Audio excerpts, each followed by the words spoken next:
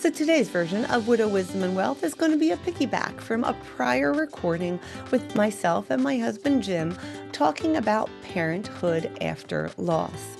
This is a little bit of an extended conversation of how do we navigate grief? How do we navigate our kids' emotions in grief, our own emotions in grief? And as time moves on, are some of the conversations or some of the behaviors from our children grief appropriate or are they age appropriate? How do we figure that all out? There's no rules to parenting. Sometimes there's intuition, sometimes there's community to lean on, and sometimes there's this deep authenticity we need to have with our kids. It's a short one, but I hope you enjoy it. Hi, and welcome back to another edition of Widow Wisdom and Wealth, Thriving in Career and Parenthood After Loss. I am Donna Kendrick, owner and founder of Sefton Financial, and your hostess of this podcast. And this is my husband, Jim, also employee of Sefton Financial and my hubby of 2 years. You might have met Jim or listened to our podcast before when we talked about his journey into that weird label of widowhood that we call for him post-divorce. I don't know. Yeah, no one really came in with any suggestions of what to call post-divorce and then widowhood, but we'll get there. But the main thing we want to focus on is career, right? So we shared before that you had given up your career for a little bit of time to raise the kids and then went back to it. And then you kind of sacrificed your career again to help me start this practice here. Mm-hmm. In my case, I gave up my career to follow my late husband, Greg, abroad. And then when we came back stateside in 2011, 2013, he passed away. I was left making like $17,000 a year and really had to get my career debt started. How about that? So let's talk a little bit about that, of where does that happen? Because you and I come from two very different standpoints. I say in reference to risk, right? I like things like checkbox, stable, all done, knowing I have a little bit of extra. And you very much live life more in the, it's going to be okay. We can make more money. Let's go. There's plenty out there. Just have to get it. So talk about that in reference to your decisions for a career. You talking first time, second time? Just go from the beginning. Let's start from the first. Oh, first time, it just made more sense. I think you and my ex-wife and your husband had the same type job. So to me, it was just they can't leave and come back. And I just thought we both made that decision early in our marriage, especially when you're in your 20s. Yeah, they were both 30. federal law enforcement. They Yeah. both traveled a lot. Yeah. So it was easy to pick who was going to stay home with the kids and all. And it was never going to be for the whole run. I don't know how it was for you guys. I was always going to go back to do something. It was just waiting for our youngest to go into full day kindergarten. And then I eventually went right back into it again, but got divorced after that. And then, like Donna said, we made the decision again. And when my ex-wife got sick, kind of around the same time, It was all a big point. to step back and be there for the kids. And then, and your older ones were at college, so it was driving them back and forth, and then the young guys, and then, and we wanted to be available, but same type thing. Just, I always think of it more as present day, worry about the wife, kids now. The back end to me, I always looked at it like I never worried about, I mean, I know it's hard for her to hear this. I never looked about my retirement and all because I felt like I had to take care of what I had to take care of now. And I'd worry about that. And I always thought, I might be just on my own then at that point, as long as everyone else was good, then I could just take care of myself. I mean, that's usually pretty much the mindset I had. Okay. Do you want my financial advisor mindset on that one? Sure. Okay. So I love the way that you look at life like that. And I love that you live for the present moment. But if we don't find a way to kind of save now for that long run, then you might not make it. You might just continually be working and never be able to retire. And I think you're okay with that. You figured there's always going to be a way to make money. Sure. Yep. So, but also for me personally, like I felt so when Greg passed, so like vulnerable, right? Like I didn't have any extra cash. Like it was all spent. Like what? No, I was just different way to look at it. There's nothing, no, it's just, I agree with you. I wouldn't recommend the way I do it at all to anybody. It's just for me. So after Greg's passing and when we finally did get the life insurance, like that was really important to me is to be able to say, okay, how much do I need to put aside for that long range goal for retirement? So I was really lucky because I didn't come from a divorce situation. So I was able to get some life insurance and then put it into, I put them like the little pots, one for college for the kids, one to make sure I could keep my house, and then one in the long run to make sure I could actually fund retirement a bit so that I had time to catch up and build my career and start saving on my own. The way you did it, my friend, just kind of makes me feel nauseous. But I think for a lot of our widows and our widowers out here that are listening to that, sometimes there's no choice, right? Like Yeah. I do believe you kind of didn't have a choice at Well, that point in time. I should have clarified that. There was no life insurance.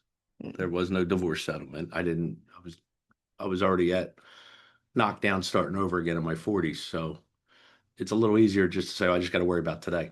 Now, if I could change things from 25 years ago, it'd be a whole different story. But just from present, almost 50 years old, I just look at it as you just got to take care of for today. But I'm also lucky enough to be married to a financial advisor, and that usually helps counter all the mistakes that I generally make as a first decision.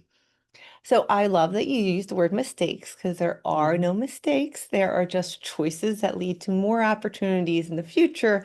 They might not be the ones that we predicted. I know it's my Well, I've made mistakes. So I know it's my woo-woo-ness of being like, okay, Mhm. we're not gonna look, everything is an opportunity for change. We never know what other opportunity or decision could come out of it.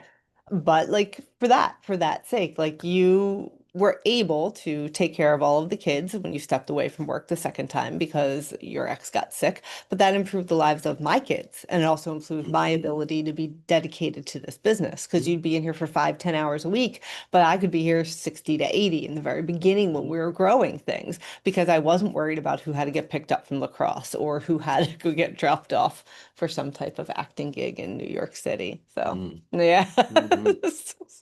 My favorite story about that one. And I know we're going on a tangent, listeners, but Jim was so sweet to take my daughter Katie to an acting It was in Philly. audition in Philly, and it was at a random hotel in the middle of Philadelphia. And she was what, 17? Yeah, well, I got all I was given was the address, and then we get in front, and I said, "Where's your audition?" She goes, "Right in that hotel." And I just got out of my car right on the middle of Broad Street and left it there and walked in with her. It's like, I'm not sending her I am in not there. dropping you off at a hotel. Never gonna happen. Yeah. I just get to laugh at the story because when I came home from work, and that's what I heard during dinner, I was like, you are a saint. You are so nice. He keeps telling Katie that he was going to get discovered during that audition, and she would be very, very upset. I think he looks a bit like Vin Diesel. Good. Do a mean face. Come on. I'm Vin Diesel in between movies, as I like to say. Yeah. If if Little you're cut. listening to the podcast, go to YouTube. You'll see what we're talking about. All right, so here we are talking about the fact that both of us kind of made a sacrifice in our careers, right, for our Mhm. spouses, our current and our new, right? And we have to have some shared conversations about what we're going to be doing Mhm. next. So for a lot of our people that are listening that are widows or widowers, they don't even know the what's next. It's just them and it's just on their own. Mhm. And there's those competing needs. What do you need right now Mhm. versus what do you need in the future? And I think that might be what you're talking about. Like 100%. when you start at zero after the divorce Mhm. financially, eating string beans, because that is your That happened. your your budget and your desire to get some Mhm. greens in your life. But no, but saying, okay, I'm gonna be fine. Tomorrow's a new day and we'll just figure this out, right? And then things change. Knowing what you know now, being married to a financial advisor, Mhm.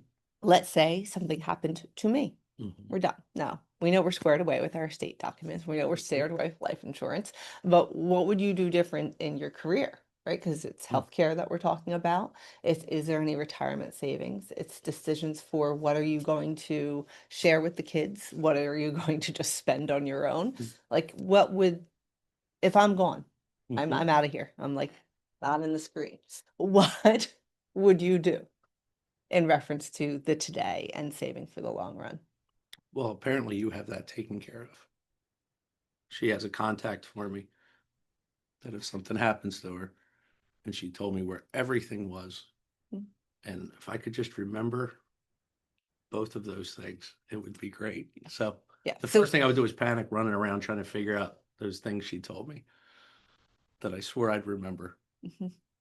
And then just go see if I get my old apartment back. Get them string beans going. Tell the kids wish them luck. Oh my God, you just move out on all the kids. Just like, I'm done. Take care of the Mic dog. drop. Yeah, You're gonna old leave the enough. big dog behind. Yeah, I'll leave. He bends all years. Yeah. But We have a Newfoundland who's way too big and not Jim's favorite because of the slobber factor.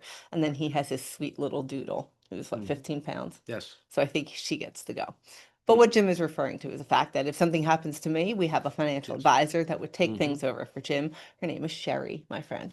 Why does it being recorded? This is Being gonna, I'm recorded. gonna be scanning all the recordings for this. As Yes, as Sherry. well as someone who's in charge of the estate, who is not Jim, who is loved and trusted by us both Yes. to help lead everything. Yes, everything is in a fire safe box, everything is categorized, everything is a folder. You have it all squared away. We have digital rights, so he has rights to all of the passwords. We have continuity plans at work. We have what we need. Yes. Yeah. But that was all you're doing. I understand, but you Yes. still have to make decisions independently if I'm not here. So what would that mean for you? How would you get benefits? Would you go back to work? Well, I'd have to go back to work. What would you do? I have no idea. You just play it by ear. Just play it by ear, just like I've been doing for almost 50 years. Mhm. But also it helps that because of you that I would be able to do that. True. That's Since what I'm we have saying. life insurance. Yes, that's Yeah. what I'm saying. So I have the ability to start new. And I think people are scared to start new. Yeah. And like we've both done it. It is scary. So it's, I think that's the big thing. Knowing it'll be all right, but you just gotta, I think the main thing is not rushing into something. You feel like you have to do it tomorrow. Yeah, those immediate decisions. And you don't. I think you'll end up, I think someone will run out and they'll just get a job just to have a check, and it could be horrible and below them just because they need something immediate and not think of the future, maybe not get educated in something. Maybe you Yeah. can do a year or two going back to school or learning something. And I always feel like you find your way. You find if you need money for something, you just back off on something else. No, I appreciate you saying that. So what I'm even asking you in this question was like, what would you do? Like I'm saying it, give me that immediate situation, give me that immediate answer. And you're saying there is none, right? I preach about it all the time that after somebody loses a spouse, just slow your roll. Yeah. Like just take care of what you have to. Like keep paying the mortgage, keep paying the insurance, and then pause, right? And I love that you said that. Like sometimes we rush to get a job because we're scared. We're rushed because we need Take income. anything. You'll Yeah. take anything. Maybe that's exactly what you have to do, but you might have to keep in the back of your mind that this is just temporary. This is just the glue holding it together for right now. It's not a permanent solution. So that's a really good point that sometimes when you hit widowhood, or huge life changes, you just have to slow the roll. We just have to take a big drink. I almost said drink. Does help. Boxed wine, very affordable. Yeah. But sometimes you just have to take a deep breath and put it in perspective. And I think you need like an unrelated person, a friend that'll kind of check you a little bit when you're running frantic. It's true, like someone to keep you in balance, right? But also we always say too, get yourself a team of really supportive professionals, your financial advisor, your estate attorney, a good counselor, right? Or a divorce attorney, or somebody that can help you negotiate healthcare, right? A healthcare advisor. You need all of those people to lean on. One, sometimes because you want to keep your privacy. You don't want all of your moving parts known by Uncle Bobby, right? You don't want it known by the biggest gossip in your family because that can be hard. And sometimes you just don't know, right? Like how many times have we bumped into things where like we had no clue, right? Until we had a specialist, right? Like we didn't know that was the case. Yeah. So that's a big thing too. Lean in where you have to. And make sure that you feel okay emotionally before you jump into a new job. If you have that capability, if you have that space and time to be able to do it. So. And if you have to go to the Social Security office, make sure your phone's fully charged. Because you got about 7 hours ahead of you scrolling. Yeah. Uh-huh. Social Security can be hard to navigate depending on where you live, where you might have to go in person or wait online virtually, or on the phone, right? And so Great. poor Jim had to wait many a days for phone calls that never came. And then they did say they came and then they didn't. And we're hoping the system isn't like that for everybody, but that was Jim's experience. Yeah. We got him a charger for the phone, so he could just charge himself there. It's Well, then we also had like we talk about different people have different things, even with the health insurance with the kids. Yeah, go ahead, share. That was just clerical errors. Like I said, my ex-wife was a federal agent, so she had, benefits. Mhm. And then after she passed, the kids got to continue on to what they're 26. Yes. But they have to pay for it, but it's through there. And here, the office that she worked for never sent the paperwork in. So they had everything I sent them. And then I got a letter that all three were dropped from health. So for about 9 months, they had zero health insurance Yeah, because while it we was while we navigated were back trying and to forth. fight back and forth. And then, and it was all clerical stuff. And every time it was just waiting. And I think that's the hard part, especially like I said, I was divorced when my obviously ex-wife died. Mhm. But if you're widowed, I can't imagine being in a relationship like with your partner, them dying, you have kids in front of you, and then sitting on the phone for 6 hours. Or you're at work I because you can't, I don't can't have an even imagine. opportunity to Hmm. take some breathing room Yes, and you have to try to negotiate I all think of that'd it. be hard because, like I said, Yeah, it's a little. I mean, it's a lot different.